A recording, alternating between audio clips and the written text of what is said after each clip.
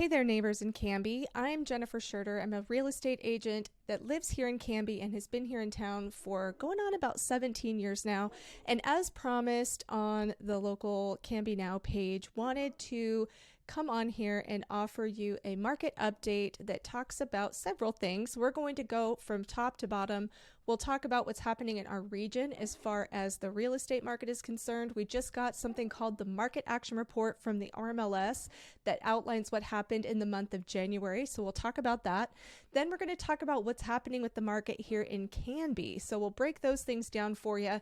Then we will take a look at homes that are pending sale in the area, and then we'll look at homes that have sold in the last month. So stick with me. We'll go through all of this, and I promise I won't lose you with some of these more in-depth pieces of information.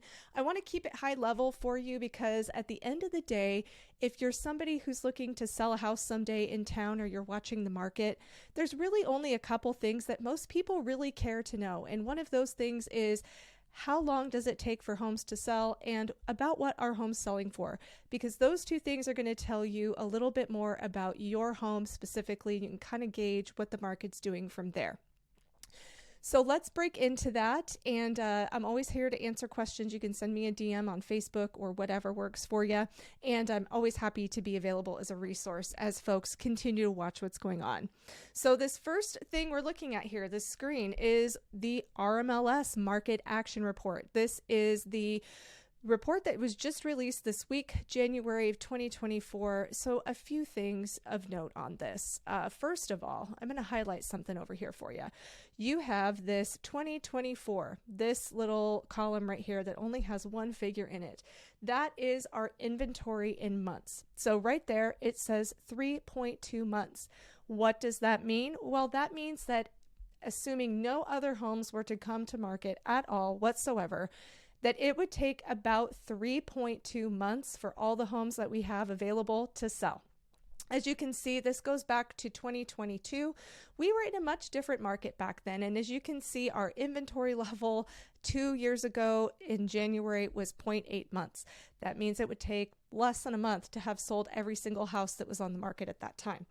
So, and through the years, what happened as we got to about August, September of 2022, we started to see interest rates really go up. And that's when we also started to see through these months that inventory started to go up. Then we get into 23 and the same kind of thing happened. Spring market hit, inventory went down a little bit. Then as we got towards the end of the year, interest rates went up again. And wouldn't you know it, buyer activity slowed down and our inventory went up. So we're coming back in January. It's no surprise to me that our inventory is at 3.2 months. We're coming into a new year. We're coming out of the holiday season and things tend to be slower during those times. So usually this does tend to be the case that January inventory tends to be a little bit higher. So this also, I will note, is the Portland Metro. This is not specific to one area. So this is our big 10,000 foot view that we're going to take to look at the market here. So we're going to start big, macro. We're going to start at the top and funnel our way down into the local backyard. Real estate by nature is hyper-local. So the most impactful thing to really look at is what's happening in town here in Canby for those of you who are following it. But it is good to know what's happening on a regional basis when we look at the Portland metro area as a whole. So there's a lot of information in here. There's a lot of industry jargon. So I am not going to take a lot of time to go through this with you as far as all the nuts and bolts details. Obviously wouldn't want to necessarily make this be a video that you might watch before you go to bed because it'll put you to sleep. So we'll keep it quick here. We'll continue looking at some points I think are important for you to know. So right now, our total market time as of January 2024, we could say to ourselves, oh, this is about how long it's taking for homes to sell in today's market. So right now in the Portland Metro as a whole, it's taking about 68 days for a home to sell. If we go back to January of 2023, we were at 65 days. So really not much of a difference if we look year to year, just a few days difference between January to January. Another thing that we will look at is the average sales price for the Portland metro area. That is this column right here. Let me draw a really terrible square. So in January of 2024, our average sale price in the region was 500. Of course, I get a frog in my throat right as I do this. Average sale price for Portland Metro was $564,600. That's actually up 5.9% from January of 23, $532,900. I will say just as a point of note that these figures is an average. So remember, we're taking all of the sale prices of everything that's sold and we're averaging that. If there's a lot of homes that are really expensive, that's going to skew an average, as is the same case if there's a lot of homes that are very inexpensive. So this is a good idea. But again, this is the Portland Metro. We have a wide range of prices and values across the various parts of the area that are measured in here. Oh, and I also want to go back up here to inventory in months. There's one thing I needed to mention to you. So if you're gauging the real estate market, what could this number in inventory in months mean? So anything less than 6 months of inventory is technically considered a seller's market. With 3.2 months of inventory, we're under 6 months. It is a seller's market in the Portland, Oregon metro region. So for folks who are selling a home, well, yes, buyer activity has slowed down. Yes, while interest rates have gone up and prices haven't appreciated at the level we've seen. I mean, 20% appreciation was just bananas. And I would say that that's a unicorn situation. We're still seeing modest growth and little inching forward, I would say. It's not going to be the gangbusters 20%. But to those folks who are looking to sell, know that it's still technically a seller's market. The cards are still stacked to your side, to be honest. If we talk about buyers and what's going on there with buyers, know from this case that it is a seller's market, though while sellers are more open to negotiating things with you, that still could be competitive, especially as we get into the spring months. So it's going to be interesting to see what happens there. So that's the Portland, Oregon metro. So the next item we are going to look at is called an Altos Report. So the RMLS information we just saw is something that is compiled once a month. So it is behind. So we're looking back in time at what happened in January.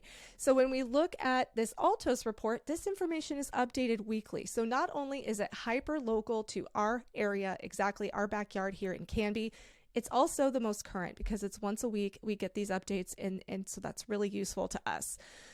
So this over here, the most important thing I'm going to point to you here is this real-time market profile. There's a few things in here that I think, for most people are important to know. So right now in Canby, our median sale price, so I know we're dancing around between average and median. Median is the middle. So if you took all the values, take you back to high school math, right? All the values of all the houses that have sold in the market and arrange them from low to high, we would take that middle price of all those houses, $650,000, let's call it. And that's right here. And that means half of the houses that sold are higher than that price and half are lower. So if we look at our average days on market here in Canby, that's 103 days. So that is higher than the Portland Metro average. And there's several things that could be affecting that. There's a lot of new construction in town, and new construction does tend to come at a higher price point when it's new than if we were to compare it to, say, a used house, a resale property. Some of the older homes that have been built, in the last however many years. So existing homes might sell a little bit faster. That might be skewed, but new construction might be on the market a little bit longer. And then we see this line here, price decreased. That is at 32%. That means that about 32% of the homes in town have decreased their prices. And you can also kind of see these little lines here are graphs, and they show you what the history has looked like on these particular figures. So as far as price decreases are concerned, it's kind of been a little bit all over the place. Inventory says 59 homes or 59 units, properties that are on the market. So this particular number is very specific to homes that are ready to move in. These do not include homes that don't have something called a certificate of occupancy. That means it's a new construction home that is still being finished. So if you go and you look on any website that lists properties that are listed for sale, then you're going to see that that number is a lot higher. You could go through and count, and in Canby, you might find 100 or something different properties that might show up on a property search. So this number here for inventory at 59 is truly just the homes that are move-in ready and ready to go. And then it does show what the median rent is. I'd love to know who those folks out there who are renting and taking a look at this. Does that seem accurate to you? It says that median rent in Canby is about $2,600 a month. So again, half the rents are higher, half the rents are lower than that. And so according to this little speedometer, what I call it over here, this market action index, according to that, in the town of Canby, it's still technically a seller's market. And when I remember a couple years ago with this little speedometer was all the way over to here in that 80 to 90. So a lot has changed over the last couple of years, but we're still technically in seller's market territory according to this market action index from Altos. Okay, so next, why don't we take a look at the homes that are pending in town? So what we have here is a simple search. I don't know why this house from Mount Angel popped up in here. That's kind of interesting. But anyway, I digress. So these are all of the homes in Canby that are pending. There's a couple of note. This particular house right here on Ponderosa Street was pending in just a couple of days. That one went up and was pending super fast. Have been keeping an eye on that one. It's not far from where I live here in town. So we go through some of these. Again, you'll see some of these new construction properties, and you'll see a general trend. So you remember where our median price point was in the town or in town here. So you're going to see why that median price point is what it is when you look at where these houses are priced. So here, there's this one here. You have this one here at $620 and $599, and so on and so forth. And there's a couple pages of these. Right, it's loading. So here we've got some of this new construction that's pending. Some of these might also, since these are just your schematic, basically your rendering of what that house could look like, these ones might still be in construction, waiting for that completion, that certificate of occupancy before they can close. So here's all of these that are currently pending. There's about 2 pages worth in here of these different properties. There's 22 of them total. So that is what is pending. That means that they've accepted an offer. They were listed and there's an offer that's been accepted, and now they're going through the contract to close cycle, the process of all the steps that happen before closing, and the new owners get their keys. So let's look at what actually sold here in the last month. So here, these are all of the properties that sold in the general Canby area in the past month. So all of them are in here, right in this little clump. I don't know why that map didn't zoom in a little bit better, but they're all right here. And here's a list of everything that sold. I have sorted them from low price up to highest so that you can get an idea. And there are 17 total properties that sold in the last month here in the Canby area. And this shows something called price per square feet. And it's one thing that you can assess and look at as far as what's going on in the market, what properties are selling for on average. It's a piece of the puzzle for you to determine pricing or valuation or anything like that. I wouldn't use that as the word, as written in stone. That is the end all be all. Again, is a piece of the puzzle that completes the entire picture. If I were advising somebody on listing their property and figuring out a pricing strategy of what they should do, really at the end of the day, we would look at this. We would kind of look at an average of similar properties in the area and use that as kind of a measuring stick. It's not always going to mean a perfect and accurate price if you were only to look at that price per square foot. But it's interesting to see nonetheless. So those are all the properties, price per square foot. And what's fun is we get to go through and look at these photos and see some of the different things that are going on. Here's the lowest price property that recently sold. It spent 67 days on the market and it closed on the 24th of January. So we go through, and then here we've got this property on Southeast First, or the same property, more photos. Here's this townhome that recently sold, spent about 46 days on the market. And then there's some pictures so you can see what's going on. So a lot of these properties, this one was about 30 days on the market. This one spent a good while on the market, but it closed very recently as well. So again, as you can see, the average days on market or median, if there's a lot of figures that are in the very low amount of time and the very high amount of time, either way could skew those numbers pretty significantly. This one spent 12 days on the market. And one thing I'll tell you, if you're buying a home and you use this figure of average days on market for an area that you're looking at, and let's say it's 50 days, the area that you're interested in buying a home. If you go in and you see properties that have been on the market longer than that amount of time, and you go see the property and there's seemingly nothing wrong, at least to what you can see without an inspection being done, there could be an opportunity there because maybe there's just a price value mismatch in the market that meant that somebody didn't end up writing an offer on the property, or whatever the case is. But it could present an opportunity for you to further negotiate. And if you're a seller, again, you can use that figure to say, well, it's taking about this amount of time in Canby for homes to sell. So if I were to sell my home, I could reasonably expect that it could take 50 days or whatever that figure is when you go to sell. Pricing, I will tell you, folks who are looking to sell, is probably the number one strategy that is most important for you to focus on.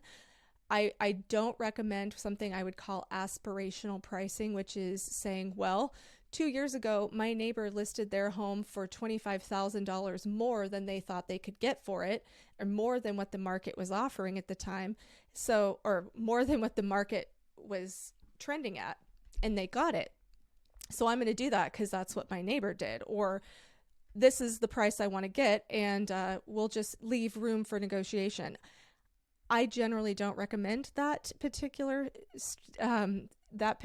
strategy because the longer a home sits on the market, oftentimes it gets that perception of, well, what's wrong with this house? Why isn't this house selling? And oftentimes it's just the price.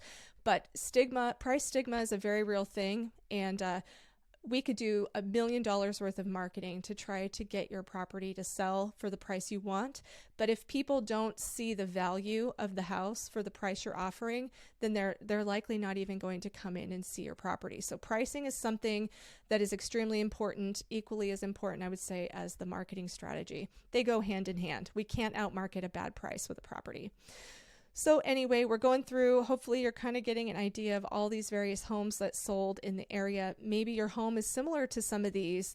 If you're going to compare apples to apples and looking at your property versus some of these that sold, look at age of house, the size of the property compared to yours, the size of the house itself, and generally speaking, some upgrades. What have you done to your home or not compared to the homes that have recently sold? Those are the types of things that we are going to look at. And honestly, those are the types of things that a lot of digital values like Zillow, Redfin, Realtor.com, they don't really take into consideration. So if your house is in significantly better condition than some of the others have sold around you, maybe you've done a lot more updates in the past than some of the comparable homes like yours, then there's a good chance that that could be taken into consideration on pricing as well. Okay, so those were all the houses. So here's where we have this average price per square foot in Canby. It's $264. Now, I would not suggest you saying, well, the average in town is $264. I have a 2,000 square foot house. I don't have a calculator in front of me, but if you did the math, that may not actually turn out to be the right strategy for you. It could end up being either too much money that you'd want to list your house for. It could also end up leaving money on the table. So anyhow, that is the quick market update for what is going on here in Canby and beyond. I hope this was helpful to you, and please, if you do have any further questions or you want to talk more about any of this, I'm always happy to answer questions, but again, happy to share any information and insights with you. And have a great week. We'll see you next month when I will break down what's going on here in the month of February.